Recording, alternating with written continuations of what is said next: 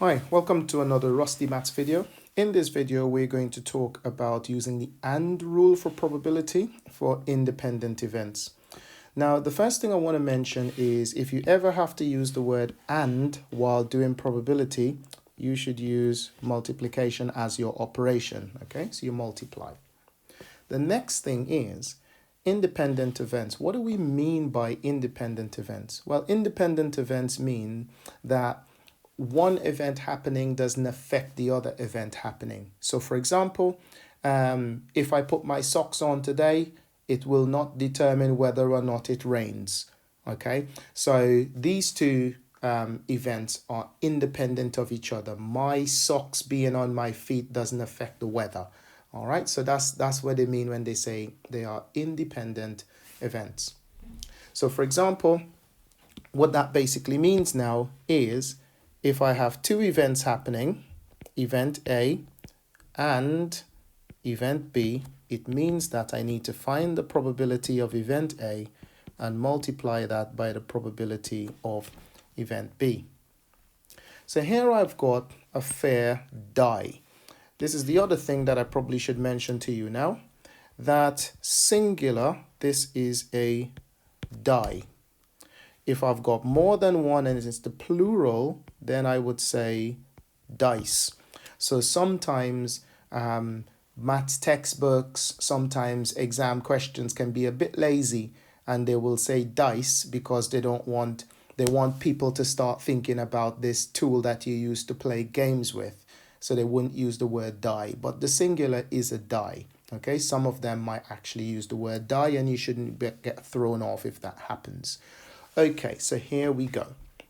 So I'm going to say this die is going to be thrown twice, which means that the number you get first will not affect the number you get the second time.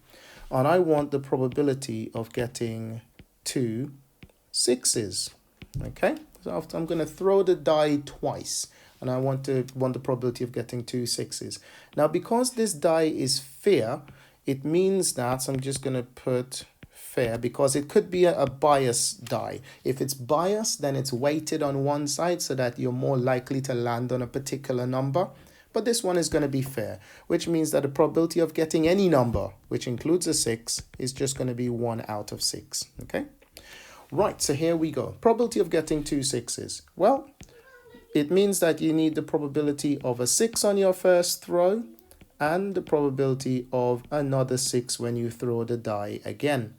So the 6 on the first throw is 1 out of 6, times the probability of another 6 is another 1 out of 6, which gives us 1 over 36. Again, when you're multiplying fractions, multiply the numerators, and then multiply the denominators to give you your answer. Let's make things a little bit more interesting. So now I'm going to stick a coin in here. And just because I can, I'm going to say that this coin is biased towards getting heads. Okay, so normally if it was a fair coin, your probability of a head would have been a half because it's either head or tails. Okay, so a half is 0.5. I'm going to make it a little bit biased towards getting heads. So I'm going to say that rather than it being a half, probability of getting heads would be 0.6 or 6 out of 10 if you will. Okay, so 6 out of 10. Now I'm going to go ahead and I'm going to work out a probability now of getting, you're throwing the die and you're throwing the coin at the same time. What's the probability of getting a head and an odd number? Okay, so you're going to throw the die and the coin together. You want to know the probability of getting a head and an odd number. Well, let's go for it then. On a die, we know that the probability, well, the odd numbers, so I'm just going to do a little on the side here. The odd numbers would be 1, 3, and 5. So it's 3 out of 6, okay? Right, so here we go. So probability of getting a head is 6/10. And means we need to multiply. The probability of getting an odd number is 3 out of 6. So we remember for the word and and these two events are independent. The die and the coin don't affect each other. So therefore, the probability is 18 out of 60.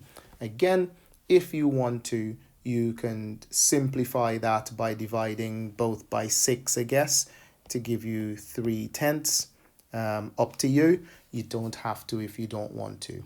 Okay, but this is the end of this video, guys. I hope that you've learned something from it. If so, give the video a like. Don't forget to subscribe and share it with anyone that needs to see something like this. This is it for independent events, the AND rule for probability. Thank you for watching.